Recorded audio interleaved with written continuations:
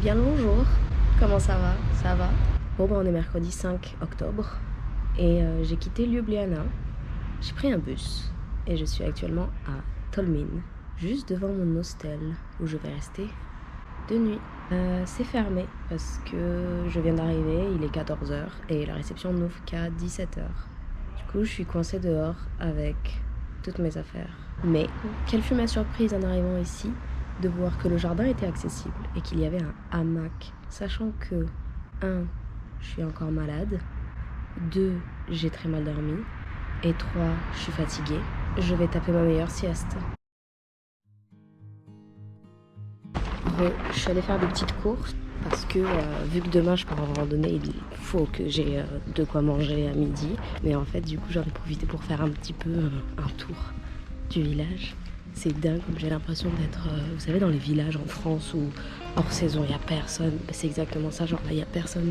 Et autant à Ljubljana, dans les rues, j'entendais les gens parler, il y avait toujours beaucoup de monde.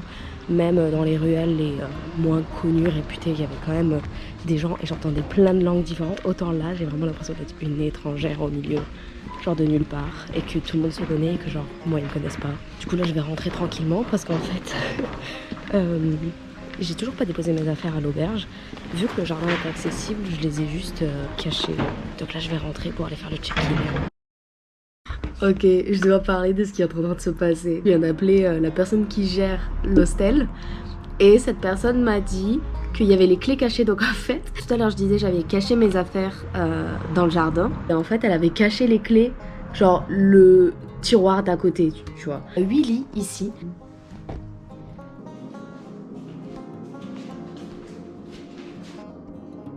C'est super propre, c'est super rénové, c'est super bien. Je suis choquée. Waouh! Il y a le tri et tout. Franchement, je suis agréablement surprise, je m'attendais pas à ça. Oh là là, les cartes comme ça en relief, genre en 3D. J'adore. Là, mon trip, c'est de savoir où est-ce que je suis. Here, I'm here, Tolmin. Moi, je vais aller visiter tout. Par contre, la lumière, là, je le disais, on est là. Et demain, je vais aller visiter les gorges par ici. C'est génial. C'est mignon comme tout. C'est génial. Et genre ça, c'est le jardin où j'étais tout à l'heure. J'étais sur ce hamac. Bah purée, franchement. La Slovénie, à vous régaler à la Slovénie.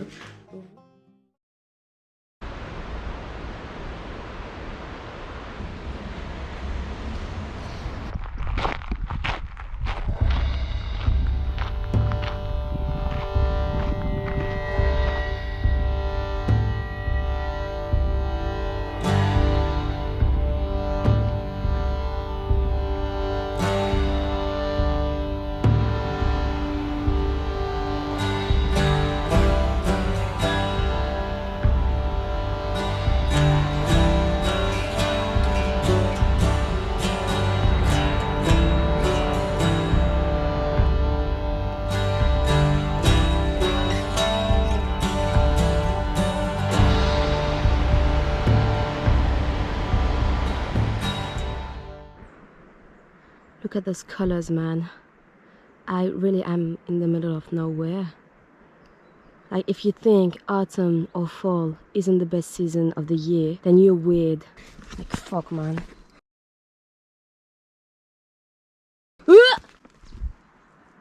This is a snake. Oh my god. Oh my god. Like, what the fuck? I heard that. Like, horse? Bears. Yes, this is bears. I heard there are bears in here too, but like snakes, Jesus Christ. And he was dead, poor thing. But yeah, this is nice. This is freaking nice. You can't see, but I'm really sweating right now. Jesus Christ, this is so beautiful.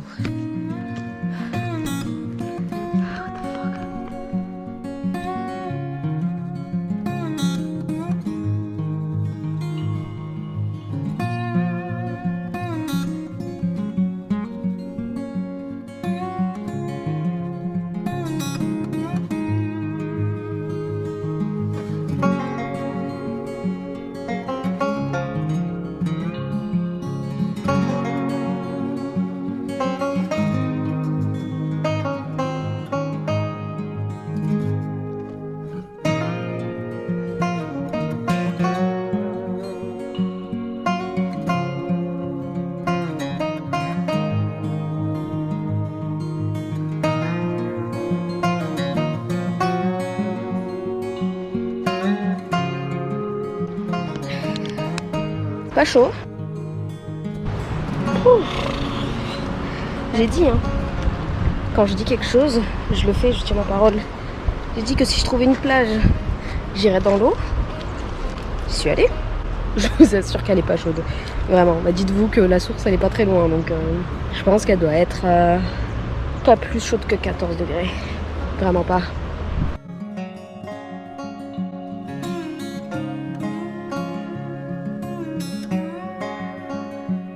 Hop. Ok, ça filme. Let's go. Ok, faut pas que je trempe les chaussures. Wow. Slovenian, you do have a really beautiful country, don't you?